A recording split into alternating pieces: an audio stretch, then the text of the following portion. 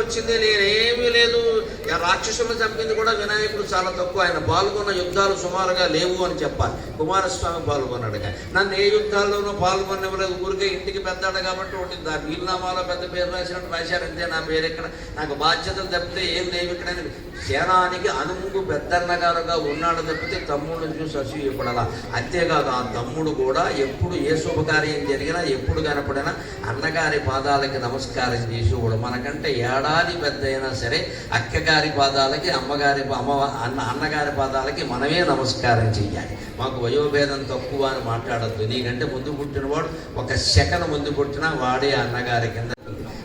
రాముడు ఎప్పుడు పుట్టాడు? పునర్వసు నక్షత్రంలో పుట్టాడు. వెంటనే వచ్చే పుష్యమనాడు భరతుడు పుట్టాడు. ఆ మర్నాడు వచ్చే ఆశ్లేష నాడు ఇద్దరు ఆశ్లేష కౌగులించుకుని పుట్టినట్టుగా లక్ష్మణ శత్రుఘ్నుడు పుట్టారు. అంటే ఒక్కొక్క రోజు తేడా. రామాయణంలో గొడవ అయింది లేదా సీనియారిటీ గురించి. ముందు నాకు మాట ఇచ్చారు అంది ఆవిడ కైక. సీనియారిటీ ఎవరంటే రాముడు అన్నారు. ఇంత చేసి సీనియారిటీ ఎంత అంటే ఒక రోజు.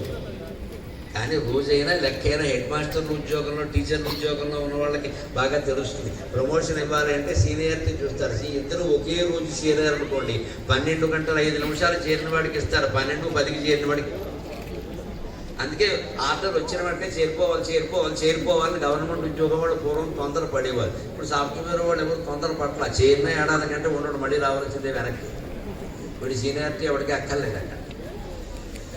ఎందుకంటే పరిస్థితులు మారిపోయాయి. పూర్వం మా చిన్నతనంలో చూసేవాళ్ళం. ప్రభుత్వం ఆర్డర్ వచ్చిందని పరిగెట్టి ఎక్కడో అమలాపురం నుంచి హైదరాబాద్ పరిగెత్తి వచ్చేవాడు వెనక వాళ్ళకి గుర్రపట్టేసాం. ఎందుకంటే ముందు చెరిపోవాలి. నాకంటే ముందు ఎవడన్నా జరిగితే రేపు ప్రమోషన్ వాడికి వస్తుంది. ఏమాత్రం తేడా ఉన్నా గౌరవమే. అందుకే సేనా అని అనుకు పెద్ద నా కుమారస్వామి ఈయన్ని గౌరవిస్తాడు ఖచ్చితంగా. సేనా చిన్న వెలుగు అంతే అక్కడ. కానీ దానికి వెనకాల ఉన్న పరంజ్యోతికి అది సంకేతం. అది అంత జ్యోతిని మనం చూడలేం, అంత జ్యోతిని మనం వెలిగించలేం. కాబట్టి దీన్ని వెలిగించి బాబు నీకు ఇందులో కూడా ఉంటుంటే ఆ జ్యోతి ఏముంటుంది? అసలు నా రూపం అదే రాను అనవసరంగా పెంచేసే ఉంటుంది. పరమాణువు పరాత్పర, పరమమైన అణువు. పరము కంటే పరమైనది కూడా అమ్మవారి యొక్క శక్తి. అది చిన్నదిగాను ఉంటుంది, పెద్దదిగాను ఉంటుంది. అణో రణీయాన్ మహతో మహీయాన్. చిన్నవాటిలోకి వెళ్ళా అత్యంత చిన్నవాడు దైవమే, పెద్దవాటిలోకి వెళ్ళా అత్యంతమైన పెద్దవాడు దైవమే. అది వినాయకుని యొక్క ఆకార రహస్యం. ఆయన మన ఆటంకాలు పోగొడతారంటే భౌతికంగా కూడా ఓ మాట చెప్పాలి కదా.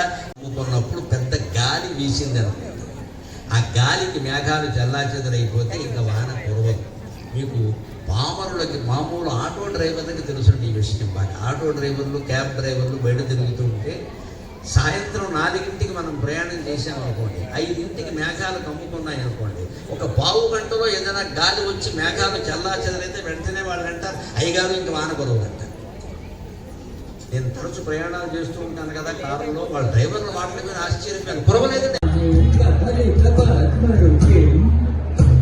సురపతి వంద్యం సుందరం నృత్యం సురచిత వనిమధురం ప్రణమతదేవం ప్రకటిత కాలం సత్యకాలమిదం సత్యకాలమిదం సత్యకాలమిదం లంబోదరవర కుంజాసురకృత కుంకుమ భద్రం శ్వేత శృంగం